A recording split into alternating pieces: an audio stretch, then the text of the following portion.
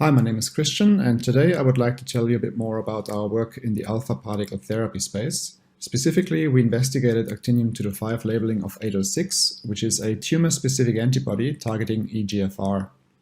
Towards the end of my talk, I will also show you some preclinical data in a murine glioma model. In this work, we used CH806, the chimeric form of MAP806, which is a monoclonal antibody that exclusively binds a conformationally exposed epitope of EGFR. This domain is only accessible on overexpressed, mutant, or ligand-activated forms of the receptor in a variety of solid tumors and not in normal tissues. The figure on the bottom on the right shows the inactive form of EGFR. Inactivation is due to interaction of CR1 and CR2, which prevents dimerization of the receptor. On the top is a representation of the CR1 stabilized activated dimer, which is capable of binding ligands. Tumor specificity of CH806 has been confirmed previously in a phase 1 clinical study, and the 806 framework has since been the basis of an extensive clinical drug development program by AbbVie looking at antibody-drug conjugates. What is crucial for our alpha particle therapy work is the fact that MAP806 rapidly internalizes following binding to tumor-specific EGFR domain. Now, why is receptor internalization important? Let's take a closer look at the characteristics of actinium-225. Actinium-225 is an alpha particle emitter with a 10-day half-life. Alpha particles have a much higher linear energy transfer and therefore shorter range in tissues compared to beta particles, and inflict a lot more damage to cells. The decay products of actinium-225 are radioactive themselves and yield a further 3 alpha and 2 beta particles before stopping at bismuth 209. This means the majority of DNA damage inflicted by actinium-225 therapy is due to the decay products rather than the primary actinium-225 decay. Combine this with the fact that the recoil energy of actinium-225 decay is strong enough to break chemical bonds and eject francium-221 from the chelator, and it is easy to see why internalization of the biological vector is important in order to limit non-specific toxicity. To make things a bit more interesting, actinium-225 does lack major gamma emissions and therefore needs to be detected indirectly via gamma emissions from its daughter isotopes. There's only a few places around the world that supply actinium-225, one of which is Oak Ridge National Laboratory in the US. For this work, we used their thorium-229 generator-produced actinium nitrate, which comes as a dried residue in a glass vial, although ours didn't look quite as shining blue as this picture makes you believe. There's a worldwide supply shortage of actinium-225 that is limited by physics. There's just not enough thorium-229 around to meet demand, which makes working with actinium an expensive endeavor. While there are other ways to produce actinium-225, most of them have their own issues. One particular way, for instance, is irradiation of radium-226, which undergoes a P2N reaction that can be exploited using a low-energy proton beam from a typical hospital cyclotron. The tricky part is, of course, that the radium target, which is itself radioactive and decays into radon gas, which is also radioactive, and the decay chain just goes on from there. Efforts are being directed at increasing the stockpile of thorium-229, as once that is built up, it just keeps giving due to its almost 8,000-year half-life. Just to show a few clinical highlights of actinium-225-based alpha particle therapy, I'm sure you're all familiar with the PSMA-based work on the left.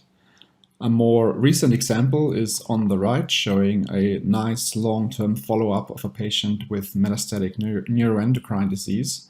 You can see how first-line treatment with actinium-225 DOTATOC had a relatively long-lasting effect on the disease progression after initial somatostatin analog therapy was unsuccessful. For this work, we collaborated with Paul Donnelly at Melbourne University to access a novel and highly promising chelator for actinium-225. Catherine Morgan, a PhD student in Paul's lab, synthesized this squaramide ester derivative of Acmacropa, which was then used to create CH806 immunoconjugates. We investigated different reaction conditions, which yielded conjugates with averages of 2 and 5 Acmacropa chelators per antibody, as shown by LC-MS analysis. Actinium-225 nitrate was then reconstituted in hydrochloric acid, and we performed direct radiolabeling in sodium acetate buffer to obtain radiolabeled 806.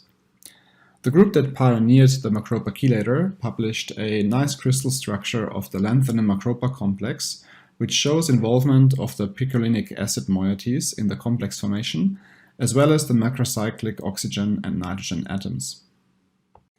Since Macropa is a relatively new chelator, we performed benchmark labeling studies against other common chelators such as DOTA, DTPA, and EDTA at varying chelator concentration. Macropa was the only chelator showing noteworthy complexation at ambient temperature with high radiochemical yields down to 10 to the negative 7 molar chelator concentration. DOTA can be labeled with actinium-225 reasonably well at high temperatures. However, that is not an option for sensitive biomolecules such as antibodies. Looking at the time course of Macropa labeling, there is no doubt that this is a superior chelator for the large actinium 3+ ion, with most reactions complete within 15 minutes. Quality control of actinium-225 Ch806 showed excellent radiochemical purity and immunoreactive fraction after radiolabeling, and high specific activity compared to other actinium-225 radiolabeling strategies. In parallel, we explored a two-step labeling approach, leveraging TCO click chemistry. This allows radiolabeling of dotamethyltetracene at high temperature in a first step and bioconjugation at ambient temperature in a second step. Both Macropa and DOTA TCO-based radioimmunoconjugates were assessed for stability in healthy human donor serum at 37 degrees Celsius. Panel A shows the radiochemical purity of radioimmunoconjugates over the 14-day incubation time. Both Macropa constructs with averages of 2 and 5 kilodoses per antibody showed high stability over the investigated timeframe. DOTA conjugates generally performed worse, with a trend towards higher stability among constructs with higher number of kilodoses per antibody.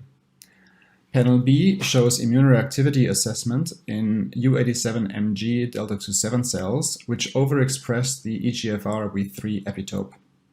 Constructs with lower number of kilodoses per antibody seem to perform slightly better here, which is no surprise really, as derivatization of the antibody can interfere with its target affinity. On the basis of this, we decided to take the 225 actinium Macropa 806 construct with an average of 2 kilodoses per antibody into further studies.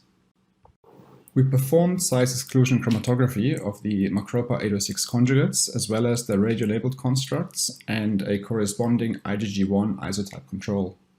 Because of the lack of a direct gamma emission, the radioactivity trace was recorded by counting distinct fractions at secular equilibrium at least 8 hours after collection. Results were very encouraging, with negligible levels of aggregation observed in the Macropa conjugates as well as the radiolabeled antibodies.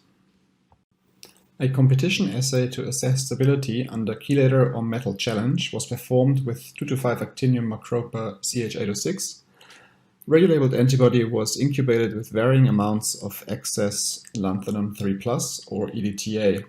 It was found that gentisate stabilization resulted in no benefits compared to the PBS control. 225 actinium Macropa Ch806 showed remarkable resistance towards lanthanum challenge over 7 days, up to a 50-fold molar excess relative to the antibody. At very high 500-fold excess of lanthanum or 50-fold excess of EDTA, some degradation of the actinium Macropa complex was observed. On the left, you can see flow cytometry results of parental and conjugated antibodies in U87Mg delta 27 cells. Ch806 and Macropa Ch806 showed a large log shift, whereas IgG1 isotype control showed binding identical to the human secondary control. On the right, MTS cytotoxicity assay of actinium-225 labeled 806 showed clear growth inhibition in treated cells. Some bystander effects were observed in the actinium-225 labeled IgG1 control, which showed a similar pattern compared to free actinium. Unlabeled Ch806 control, given at the same protein concentration as the labeled construct, showed no impact on cell viability.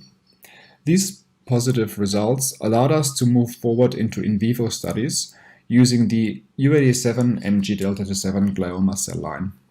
First, we looked at the biodistribution profiles of actinium-225 labeled 806 and IgG1 control in mice bearing U87 Mg-delta-27 xenografts. 225-actinium-CH806 here in panel A showed exceptional tumor uptake on day 2 and 3, which was greater than 80% injected dose per gram.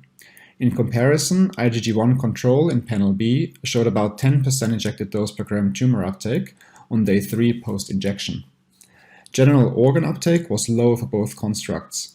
This results in high tumor-to-tissue ratios for blood, liver, and muscle of 225-actinium-CH806, which were significantly higher than the IgG1 control. Finally, we started a therapy experiment using the same mouse model. Mice were treated with a single dose of 18.5 kilobecquerel of actinium-225 labeled CH806 or IgG1 given intravenously. An additional control group was treated with unlabeled CH806 given at the same protein dose as the labeled cohorts. Panel A shows the tumor growth curves over the course of the experiment with the actinium-225 labeled 806 group in blue. As you can see, this group showed significant and sustained tumor growth inhibition. No lasting loss of body weight was observed in the treatment group, and all mice were healthy at the end of the experiment. Despite the low tumor uptake of actinium-225 labeled IgG1 control, treatment showed some short-term anti-tumor effect significantly different from the unlabeled CH806 control. IgG1 and unlabeled CH806 groups reached ethical endpoint due to disease progression on day 14 and 34 post-inoculation respectively. The hazard ratio of the actinium-225 CH806 treated cohort compared to the actinium-225 IgG1 cohort was 0.023, which is only confirming what is clearly evident from looking at the growth curves. We are currently performing IHC analysis of tumor tissues, which should give us a better understanding of the type of response that was achieved in the treatment group at study endpoint. I'd like to thank my colleagues and collaborators at ONJCRI and Melbourne University for making this piece of work possible, and of course NHMRC for funding this work. I hope you learned something today, and I'm happy to answer questions.